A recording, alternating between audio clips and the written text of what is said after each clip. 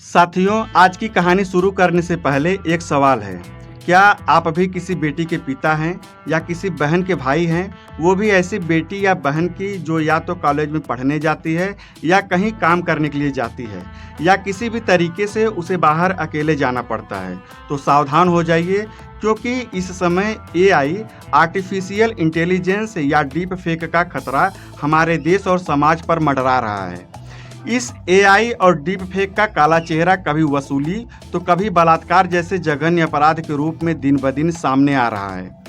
ऐसी ही एक घटना मध्य प्रदेश से सामने आई है, जिसमें एक वॉइस चेंजर ऐप की मदद से 4 लड़कों ने 7 लड़कियों के साथ न सिर्फ रेप किया, बल्कि उनके साथ मारपीट और उनका मोबाइल और नकदी पैसे भी छीन लिए। तो साथियों, आगे बढ़ने से पहले अगर आप हमारे चैनल पर पहली बार आए हैं तो चैनल को सब्सक्राइब करें और बेल आइकन पर क्लिक करके ऑल पर सेलेक्ट करें, जिससे ऐसी ही सच्ची खबरें कहानी के रूप में आपको सबसे पहले मिले। अब आते हैं घटना पर। यह घटना है मध्य प्रदेश के सीधी जिले की। अगर आप इस जिले को नहीं जानते हैं तो आपको बताता चलूं कि सीधी ये वही जिला है जहां कुछ महीने पहले एक नेता ने एक आदिवासी युवक के चेहरे पर पेशाब किया था, जिस पे राजनीतिक गलियारे में खूब हो हल्ला मचा था। इसी सीधी जिले की एक आदिवासी लड़की जो कि वहीं किसी कॉलेज में पढ़ाई करती थी, उसने स्कॉलरशिप के लिए आवेदन किया हुआ था। 20 अप्रैल 2024 को उसके मोबाइल पर एक फ़ोन आता है। लड़की को फ़ोन उठाने पर आवाज़ आती है कि मैं अर्चना मैडम बोल रही हूँ। इधर से लड़की ने कहा, जी अर्चना मैडम कहिए। फिर अर्चना मैडम कहती हैं कि तुमने स्कॉलरशिप के लिए आवेदन किया है? जी मैडम किया है, लड़की ने जवाब दिया। फिर अर्चना मैडम ने कहा, हाँ तो तुमने आवेदन फॉर्म पर जो सिग्नेचर किया है उसमें कुछ गड़बड़ी है, उसके लिए तुम्हें आना होगा, क्योंकि फॉर्म में सिग्नेचर करना बहुत ज़रूरी है, नहीं तो तुम्हारा स्कॉलरशिप रोक दिया जाएगा। इस पर उस लड़की ने कहा कि ठीक है मैडम, मैं कल आ जाती हूँ। फिर अर्चना मैडम ने कहा, नहीं तुम्हें आज ही आना है, मैं कल बाहर जा रही हूँ, समय नहीं मिलेगा, अब तुम सोच लो कि तुम्हें क्या करना है।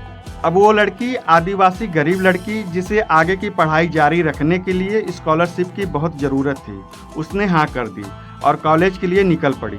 जब वो लड़की वहाँ पहुँची तो उस लड़की के मोबाइल पर अर्चना मैडम का फिर से फ़ोन आया। अर्चना मैडम ने बताया कि मैं किसी काम से अपने घर आ गई हूँ, तुम एक काम करो, मैं अपने बेटे को भेजती हूँ, तुम उसके साथ मेरे घर पर आ जाओ, और हाँ फॉर्म मैं अपने साथ ही लाई हूँ, साइन करके चली जाना। लड़की ने कहा ठीक है, और वो वहीं खड़ी रहकर मैडम के बेटे का इंतजार करने लगी।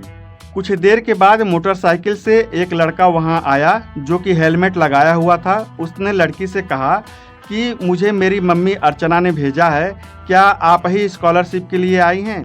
लड़की ने हाँ कहा और फिर मोटरसाइकिल पर बैठकर मैडम के घर के लिए निकल पड़ी।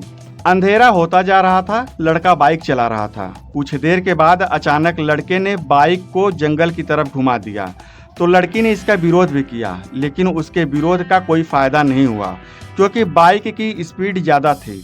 लड़के ने बाइक को जंगल के काफ़ी अंदर जाकर रोका। बाइक रुकते ही 3 लड़के वहां और आ गए।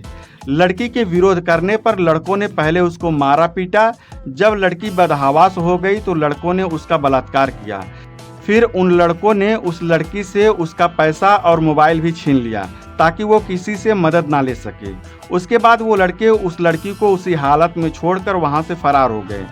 फिर लड़की ने किसी तरह से अपने आप को संभाला और पैदल चलते हुए जंगल से बाहर आई और बस स्टॉप पर पहुंची, क्योंकि रात ज़्यादा हो चुकी थी और उसे घर जाने का कोई साधन नहीं मिल पाया।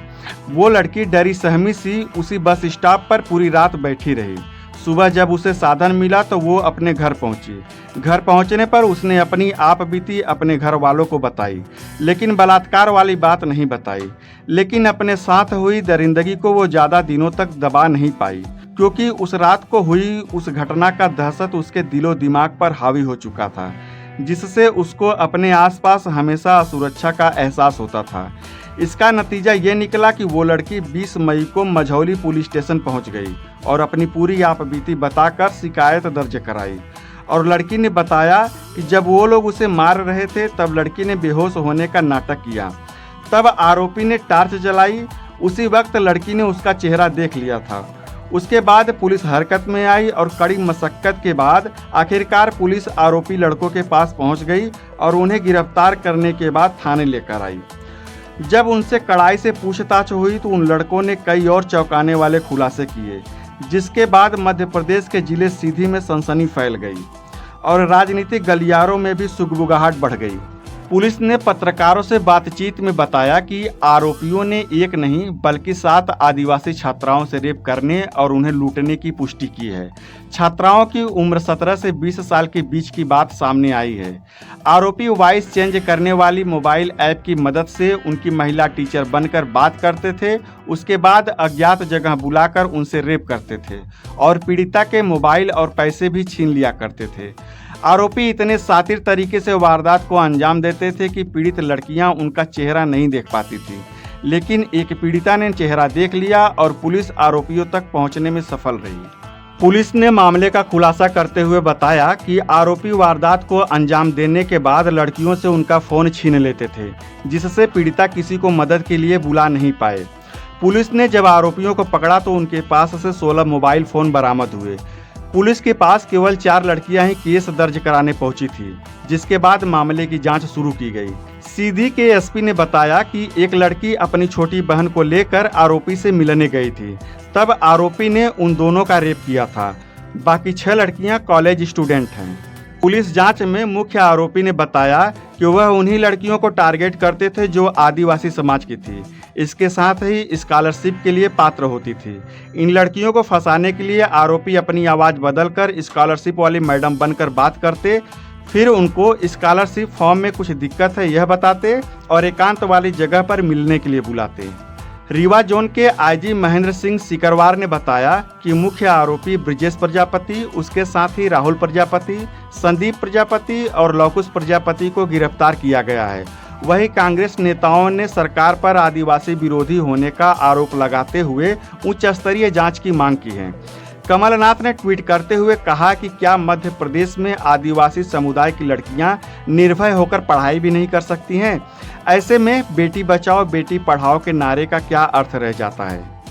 तो साथियों, इस केस का जो भी अपडेट होगा वो वीडियो के माध्यम से हम आप तक पहुंचाते रहेंगे। साथियों, ये कहानी सुनाने का मकसद हमारा किसी को ठेस पहुंचाने का नहीं, बल्कि समाज में बढ़ रहे अपराधों के प्रति सतर्क करना है। तो साथियों, अगर आप हमारे चैनल पर पहली बार आए हैं तो चैनल को सब्सक्राइब करें, बेल आइकन को प्रेस करें और ऑल पर सेलेक्ट करें, ताकि हमारे चैनल के वीडियो का नोटिफिकेशन आपके पास पहले पहुंचे। वीडियो देखने के लिए बहुत बहुत धन्यवाद।